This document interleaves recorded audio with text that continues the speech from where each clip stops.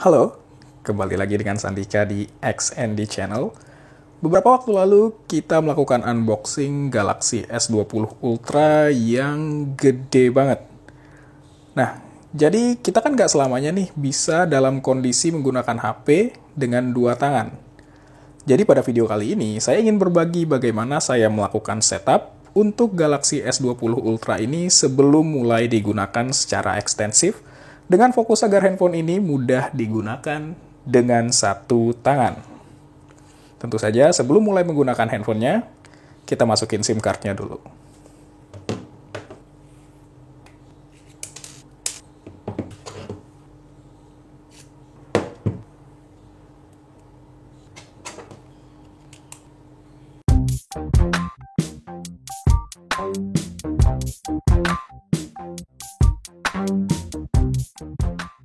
Oke, SIM card sudah masuk, HP sudah hidup, waktunya setup HP-nya dari sisi software. Hal yang pertama banget harus kita lakukan sebelum nge-setup yang lain adalah ngubah refresh rate HP-nya jadi 120 Hz, biar smooth. Nah, untuk ngubah ini, kita navigasi ke settings, kemudian ke bagian display, lalu ke motion smoothness, dan kita set menjadi high refresh rate di 120 Hz, lalu apply. Nah, sekarang udah 120 Hz dan HP-nya kerasa smooth banget. Kemudian setelah ini, kita akan atur untuk enable one-handed mode. Nah, ini dia fitur utama yang bikin HP ini mudah digunakan dengan satu tangan, khususnya kalau mau menjangkau bagian atas layar HP. Cara aktifkannya dengan menuju ke settings, seperti tadi. Kemudian kita ke bagian advanced features, dan di sini ada one-handed mode. Kita aktifkan dan biarkan di bagian gesture.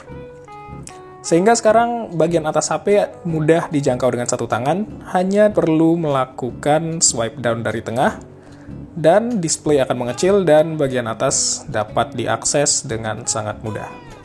Nah, lalu salah satu hal yang paling sering diakses adalah notification panel yang di atas ini, dan karena HP ini tinggi banget, sangat susah untuk melakukan akses terhadap notification panelnya dengan satu tangan.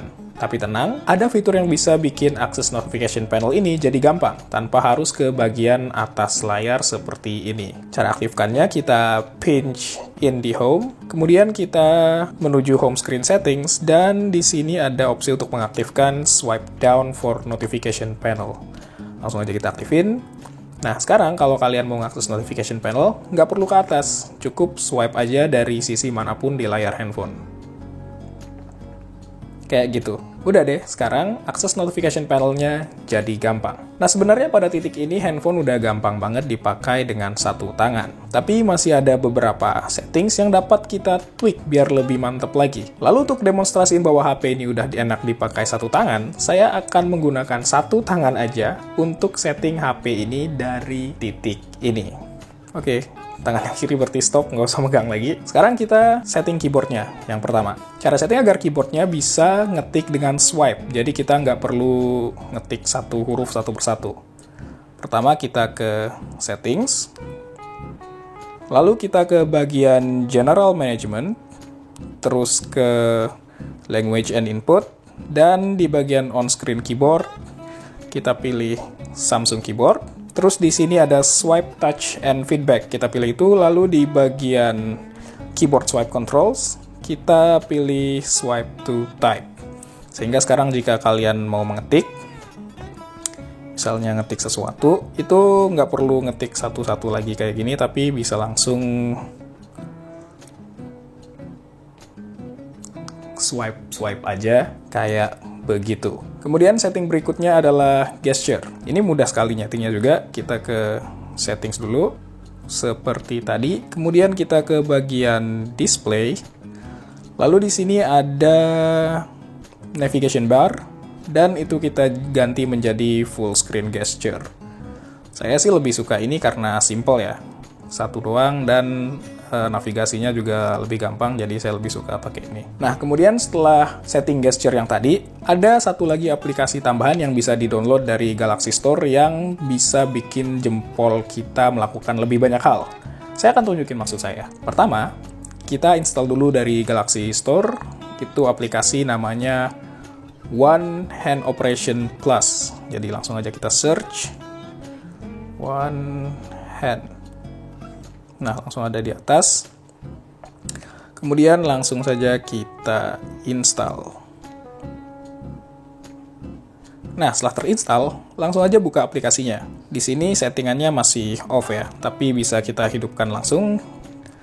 Dan di sini banyak settingan yang bisa diatur. Itu kelebaran sensitivitas untuk touch di kiri dan kanannya, kemudian panjang area yang bisa kita gunakan, kemudian posisinya tinggi atau rendah, transparency level, dan swipe distance-nya. Untuk sekarang saya cuma bakal nge-tweak positionnya, saya bikin agak bawah supaya gampang dijangkau oleh jempol. Kemudian kita atur apa yang dilakukan oleh handle kanan dan kiri. Kalau untuk handle yang kiri sih saya nggak ngubah ya, bahkan cenderung saya suka menonaktifkan karena emang jarang kepake, karena saya orang dengan tangan kanan. Kemudian untuk right handle-nya, di bagian straight left, ini standar back key, jadi sekarang kalau kalian mau balik, itu bisa langsung kayak gini. Nah, terus untuk diagonal up-nya, saya suka ganti dengan quick tools. Jadi kalau kalian swipe diagonal ke atas dari samping kanan, ini akan memunculkan quick tool seperti ini. Dan ini berguna banget, jadi kalian nggak perlu ke notification panel untuk nyeting kayak brightness, volume, atau wifi, getar, dan lain-lain. Kemudian untuk diagonal down, saya suka menggunakan ini untuk screen off, karena kalau screen off kan harus nge-reach ke tombol ini. Jadi sekarang bisa pakai jempol aja, kayak gitu. Terus yang terakhir untuk settingan One Hand Operation Plus ini adalah di advanced setting kita ganti animation-nya, karena saya kurang suka ya kalau animation yang curved line ini, kita ganti aja pakai arrow 2 karena bentuknya bagus dan mirip sama bawaan One UI yang biasa. Oke, sekarang jempol kita udah bisa melakukan lebih banyak hal kayak yang udah saya tunjukin tadi.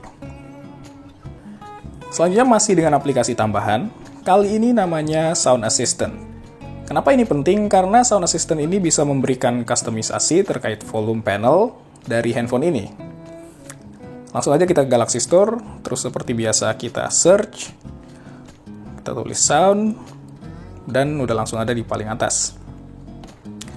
Kemudian install seperti tadi. Oh, ternyata harus login, jadi kita login dulu. Nah, jadi langsung saja kita install aplikasi Sound Assistant-nya. Oke, nah sekarang udah keinstall, langsung aja buka aplikasinya. Kemudian kita centang volume panel theme supaya bisa berubah dari volume panel yang biasa.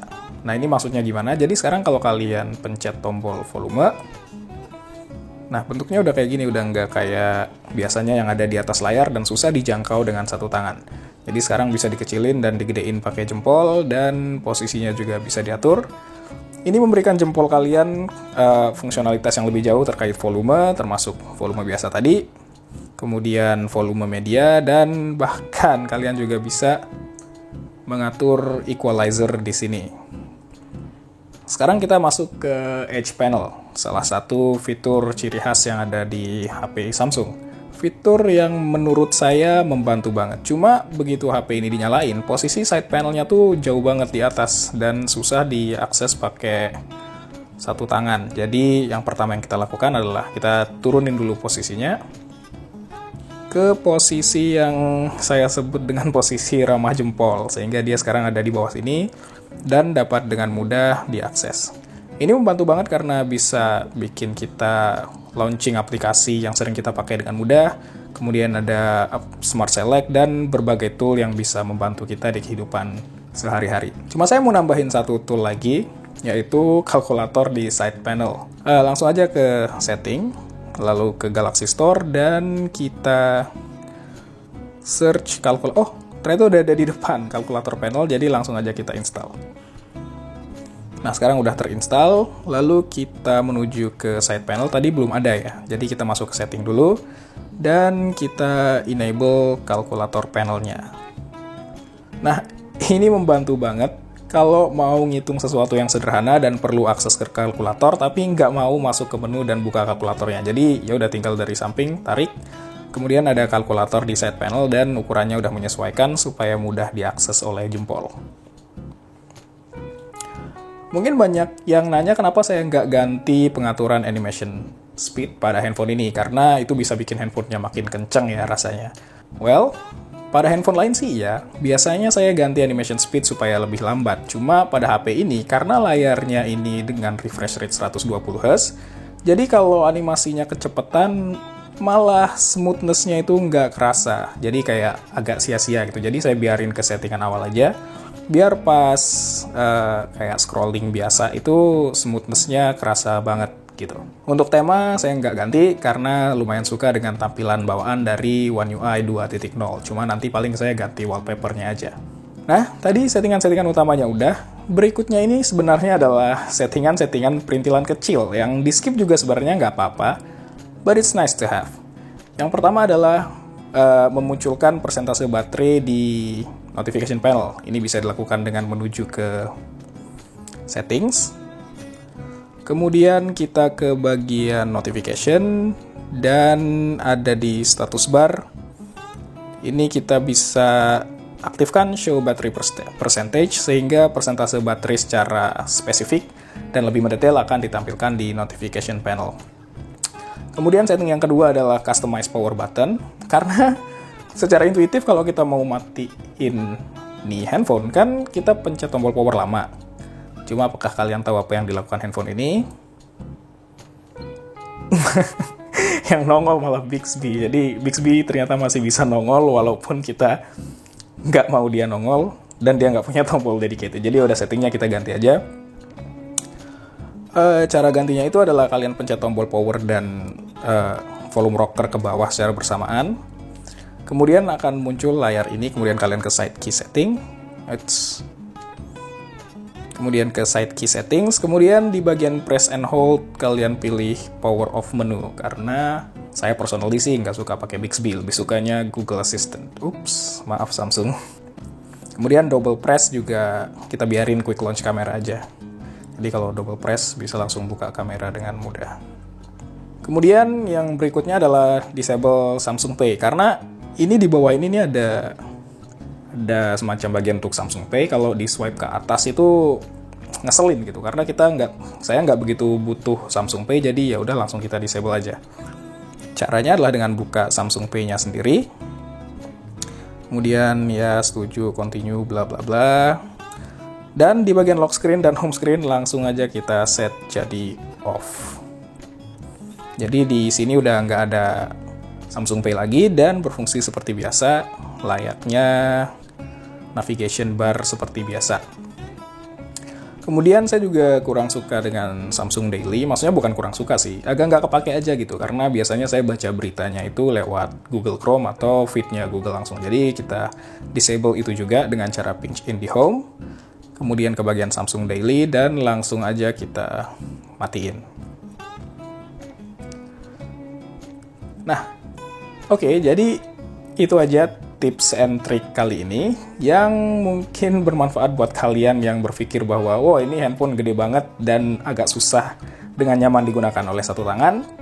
Sebenarnya ada banyak fitur yang bisa ditweak supaya penggunaan dengan satu tangan terasa jauh lebih nyaman pada handphone ini. Oke, sekian video tips and trick kali ini. Like jika kalian suka, dislike jika tidak, dan subscribe jika belum. Kita jumpa lagi di video berikutnya.